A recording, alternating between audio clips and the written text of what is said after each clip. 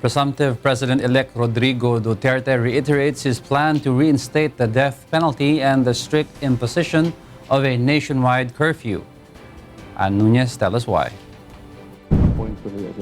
Blunt and candid, Presumptive President-elect Rodrigo Duterte presented the reforms and plans which he intends to implement under his administration. In a press conference held right after his week-long vacation, Duterte detailed the issues which he would like to focus on, such as criminality, illegal drugs, and corruption. The incoming president says he plans to revive the imposition of death penalty in the country. However, it will only apply to those who have committed crimes of abomination, such as rape slay cases, robbery, homicide, and killing through the use of unlicensed firearms. Heinous crime committed with unlicensed firearms must be death.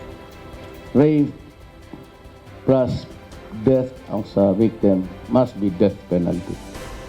Kidnapping tapos with ransom, pinatay ninyo, must be death penalty. Robbery with homicide with rape, double the hanging. After hang first, then there will be another ceremony for the second time. Duterte has likewise emphasized on his relentless fight against crime and illegal drugs, which should begin at the barangay level. Instead of barangay tanod, Duterte aims at recruiting those who had undergone the Reserve Officers Training Corps, or ROTC, to go through law enforcement training and proper use of firearms. Duterte also warns police officers who are involved in various cases to withdraw from service, or else they will be sent to combat duty against the Abu Sayyaf in Mindanao, and he would not negotiate for ransom should they be held as captives. Meanwhile, Duterte had advised government staff to offer a smile and be polite in giving service to the public. He also would like to implement the fast releasing of documents and processes involving the agencies of the government in order to thwart corruption. He says computers were made available in offices, and for this reason, processing of transactions should be made within a span of 72 hours. I will see that yung mga clearances dito sa Davao ganon. Clearance, electrical connections, business permit, 72 hours.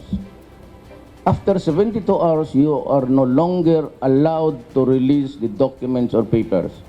You have to forward the papers to me, and I will ask you why it took you more than 3 days to process the papers. Duterte will also implement a mandatory nationwide curfew among minors. Their parents will be placed under arrest should their children be found loitering as the clock strikes 10 in the evening. Liquor ban shall also be implemented among public places, as well as the 60km/h speed limit along EDSA, which will help prevent road accidents due to reckless driving and drunk driving. Duterte also expressed some of his possible choices who will join his cabinet, such as Arthur Tugade as DOTC Secretary, Carlos Dominguez for Finance Department, Peter Laurel for Education, while the Foreign Affairs post is offered to his running mate, Senator Alan Peter Cayetano. On the other hand, he opts Gilbert Chodoro to become his Defense Secretary, while 3 candidates are being considered to become Chief of the Philippine National Police, or the PNP.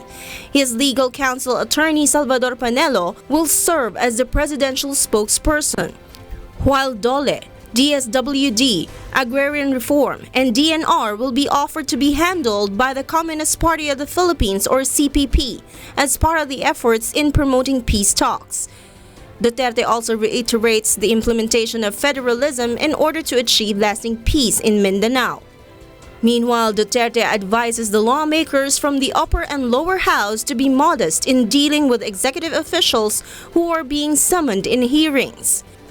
Duterte has likewise sought for the explanation of the incumbent administration as to why and how China was able to claim the Scarborough Shoal, which is part of the disputed islands in the West Philippine Sea. He had also expressed the plans to sell the presidential yacht, known as the BRP ng Pangulo. Its proceeds will be given to war veterans and the improvement of hospital facilities in the country, as well as increase in wage among doctors. That yacht there, it's parking somewhere, not being used. And to think that the people are hungry and jobless, it would be an obscene thing to see a Pangulo there. Meanwhile, after the press conference, Duterte witnessed the signing of the coalition between the PDP Laban and Nacionalista Party.